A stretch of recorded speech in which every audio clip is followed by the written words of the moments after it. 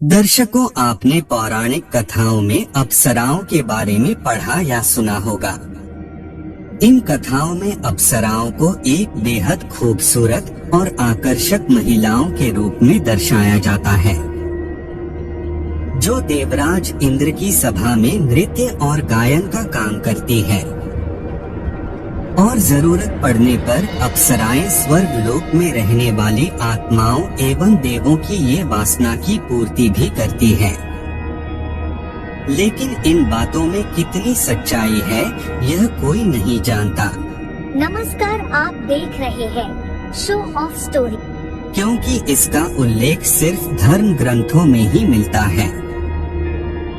हालांकि हिंदू धर्म ग्रंथों के अलावा चीनी और यूनानी धर्म ग्रंथ में भी अप्सराओं का उल्लेख मिलता है, परंतु उनमें अप्सराओं का चरित्र हिंदू धर्म ग्रंथों में वर्णित चरित्र से काफी भिन्न है और उनके नाम भी अलग है।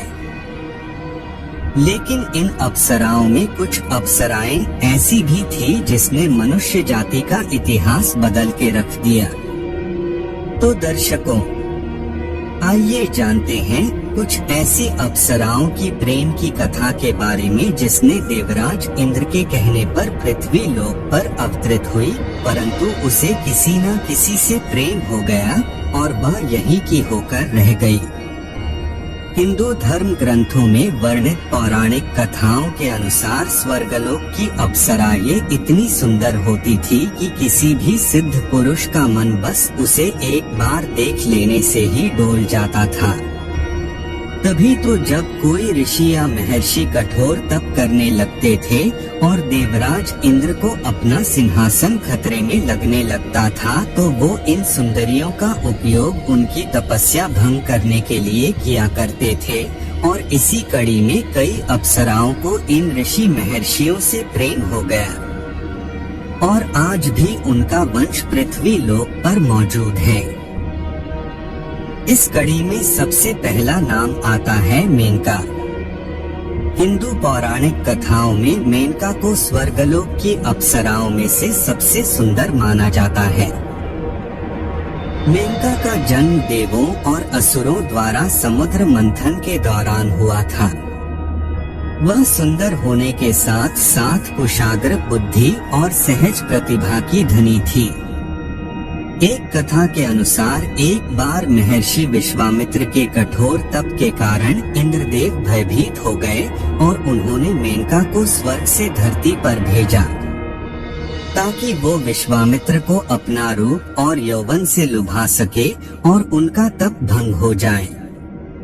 मेनका इंद्र का आदेश पाते ही पृथ्वी लोक पर आई और उसने सफलतापूर्वक विश्वामित्र को अपने सौंदर्य के जाल में फंसाकर उनकी तपस्या भंग कर दी। महर्षि विश्वामित्र मेनका के रूप को देखकर उस पर मोहित हो गए और उसे प्रेम करने लगे। उधर मेनका भी विश्वामित्र के साथ वास्तविक प्रेम में पड़ गई। फिर दोनों पति पत्नी की तरह रहने लगे। कुछ समय बाद दोनों को संयोग से एक पुत्री का जन्म हुआ, जो बाद में ऋषि कर्ण के आश्रम में पली बढ़ी और शकुंतला के नाम से प्रसिद्ध हुई। बड़े होने पर शकुंतला का भी विवाह राजा दुष्यंत से हुआ। विवाह के पश्चात शकुंतला और राजा दुष्यंत के संभोग से एक पुत्र उत्पन्न हुआ, जिसका नाम भरत रखा गया और उसी भरत के नाम पर आज हमारे देश का नाम भारत है। उर्वशी अप्सरा उर्वशी का सौंदर्य भी बड़ा ही मनमोहक था। पौराणिक कथाओं के अनुसार देवी उर्वशी एक बार इंद्र की सभा में नृत्य कर रही थी। उस समय राजा पुरुरवा भी वहां उपस्थित थे और उसके सौंदर्य को देखकर वह उसके प्रति मोहित हो गए। उधर उर्वशी भी राजा पुरुरवा पर मोहित हो गई, जिसकी वजह से उर्वशी की ताल बिगड़ गई थी। इस बात का पता जब देवराज इंद्र को चला तो वह क्रोधित हो उठे। उन्होंने दोनों को मृत्युलोक में रहने का शाप श्राप दे दिया। उसके बाद राजा और उर्वशी कुछ शर्तों के साथ पति पत्नी बनकर मृत्युलोक में रहने लगे।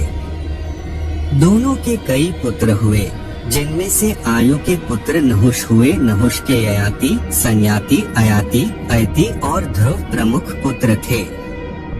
इन्हीं में से ययाति के यदुपुर, वसुद्रोह, अनु और पुरु हुए। यदु से यादव और पुरु से पौरव हुए। पुरु के वंश में ही आगे चलकर कुरु हुए और कुरु से ही गौरव हुए। भीष्म पितामह कुरुवंशी ही थे। महाभारत के अनुसार उर्वशी एक बार इंद्र की सभा में अर्जुन को देखकर आकर्षित हो गई थी और उसने अर्जुन से निवेदन किया था कि वह उसके साथ रमन करे, परंतु अर्जुन ने यह कहते हुए मना कर दिया कि हे देवी, हमारे पूर्वजों ने आपसे विवाह करके हमारे वंश का गौरव बढ़ाया था। अथ पुरु वंश की जननी होने के नाते आप हमारी माता समान हैं। और अर्जुन के मुख से ऐसी बातें सुनकर उर्वशी ने उसे 1 वर्ष तक नपुंसक होने का श्राप दे दिया था। इसी तरह अप्सरा उर्वशी से संबंधित सैकड़ों कथाएं पुराणों में मिलती है। पुंजकस्थला एक और जहां उर्वशी और मेनका ने पूर्वा के वंश को आगे बढ़ाया, वहीं पुंजकस्थला ने वानर वंश को आगे बढ़ाया था। माता अंजनी से हनुमान के जन्म की कथा तो हम सबने सुनी है, लेकिन बहुत कम लोग जानते हैं कि माता अंजनी किसी समय इंद्र के दरबार में पुंजकस्थला नाम की एक अप्सरा हुआ करती थी। ऐसा माना जाता है कि एक बार पुंजकस्थला ने तपस्या करके एक तेजस्वी ऋषि के साथ अभद्रता कर दी। गुस्से में आकर ऋषि ने पुंजकस्थला को श्राप दे दिया कि जा तू वानर की तरह स्वभाव वाली बन जा। ऋषि के श्राप को सुनकर पुंजकस्थला ऋषि से क्षमा याचना मांगने लगी। तब ऋषि ने दया दिखाई और कहा कि तुम्हारा वह रूप भी परम तेजस्वी होगा। तुमसे एक ऐसे पुत्र का जन्म होगा जिसकी कीर्ति और यश से तुम्हारा नाम युगों युगों तक अमर हो जाएगा। इस तरह अंजनी को वीर पुत्र का आशीर्वाद मिला। इस श्राप के बाद पुंजकस्थला धरती पर चली गई और वहां एक शिकारन के रूप में रहने लगी।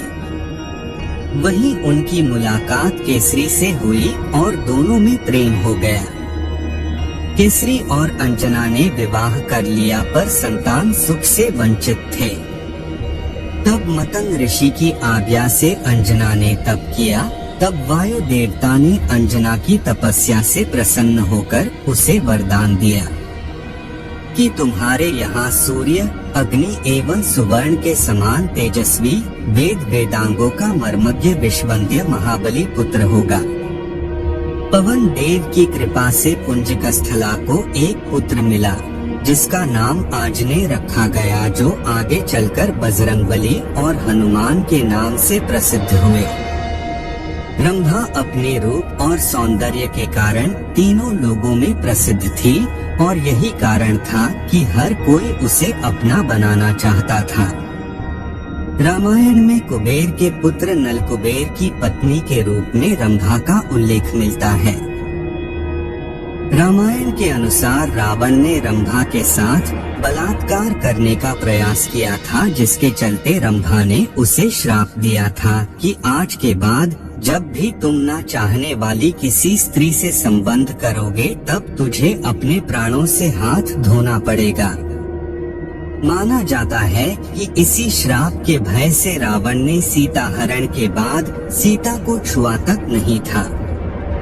वहीं महाभारत में इससे तुरंग नाम के गंधर्व की पत्नी बताया गया है। इसके अलावा एक कथा के अनुसार एक बार विश्वामित्र की घोर तपस्या से विचलित होकर इंद्र ने रंभा को बुलाकर विश्वामित्र का तप भंग करने के लिए भेजा, परंतु जब वह पृथ्वी लोक पर आई तो ऋषि विश्वामित्र उसे देखते ही इंद्र का षड्यंत्र समझ गए और उन्होंने रंभा को 1000 वर्षों तक शिला बनकर रहने का श्राप दे डाला। सवाल ये उठता है कि अपराध तो इंद्र ने किया, फिर सजा रंभा को क्यों मिली? हालांकि वाल्मीकि रामायण की एक कथा के अनुसार एक ब्राह्मण द्वारा यह ऋषि के द्वारा श्राप से मुक्त हुई थी। तिलोत्तमा स्वर्ग की परम सुंदर अप्सराओं में से एक थी। वैसे तो तिलोत्तमा की कई कथाएं पुराणों में मिलती है, परंतु एक कथा के अनुसार एक समय हिरण्यकशिपु के वंश में निकुंभ नामक एक असुर उत्पन्न हुआ था, जिसकी सुंद और उपसुंद नामक 2 पराक्रमी पुत्र थे। सुंद और उपसुंद ने ब्रह्मा जी की घोर तपस्या की, जिससे प्रसन्न होकर ब्रह्मा जी ने उनसे वर मांगने को कहा, तो दोनों असुरों ने ब्रह्मा जी से अमरत्व का वरदान देने के लिए कहा। लेकिन ब्रह्मा जी ने यह वरदान देने से इनकार कर दिया और कोई दूसरा वर मांगने को कहा। तब दोनों भाइयों ने सोचा कि वह दोनों एक दूसरे से बहुत प्रेम करते हैं और आपस में कभी लड़ते नहीं। उनको पूर्ण विश्वास था कि वे कभी एक दूसरे के खिलाफ कुछ भी नहीं करेंगे। इसलिए उन्होंने ब्रह्मा जी से कहा कि उन्हें यह वरदान मिले कि एक दूसरे को छोड़कर इस त्रिलोक में उन्हें कोई भी ना मार सके। तब ब्रह्मा जी ने सुंद और उपसुंद को इस वरदान की स्वीकृति दे दी। उधर वरदान मिलने के बाद दोनों भाइयों ने तीनों लोकों में अत्याचार करने शुरू कर दिए, जिसके चलते हाहाकार मच गया। फिर इस बात का पता जब ब्रह्मा जी को पता चला, तो उन्होंने दोनों भाइयों को आपस में लड़वाने के लिए तिलोत्तमा नाम की अप्सरा की सृष्टि की। ब्रह्मा से आज्ञा पाकर तिलोत्तमा ने सुंदर और उपसुंद के निवास स्थान विंध्य पर्वत की ओर प्रस्थान किया। एक दिन तिलोत्तमा को दोनों भाइयों ने गाते हुए देखा और दोनों ही उसे देखकर उस पर मोहित हो गए और अपना सुध बुध खो बैठे। जब उन्होंने शुद्ध संभाली, तब सुंद ने उपसुंद से कहा कि यह अप्सरा आज से मेरी पत्नी हुई। यह सुनते ही उपसुंद क्रोधित हो गया और उसने कहा, नहीं, तुम अकेले ही यह निर्णय कैसे ले सकते हो? इससे पहले मैंने देखा है, आथा यह मेरी अर्धांगिनी बनेगी। बस फिर क्या था, दोनों ही भाई आपस में लड़ने लगे। बहुत समय तक उनमें लड़ाई चली और अंत में एक दूसरे के हाथों मारे गए। दर्शकों, इन 5 अप्सराओं के अलावा भी बहुत सी अप्सराएं हैं जिनका वर्णन हिंदू धर्म ग्रंथों में किया गया है, और वे अप्सराएं भी इन्हीं की तरह सौंदर्य की देवी मानी जाती है। फिलहाल आज की वीडियो में इतना ही। अब हमें इजाजत दें और वीडियो को अंत तक देखने के लिए आपका बहुत बहुत शुक्रिया।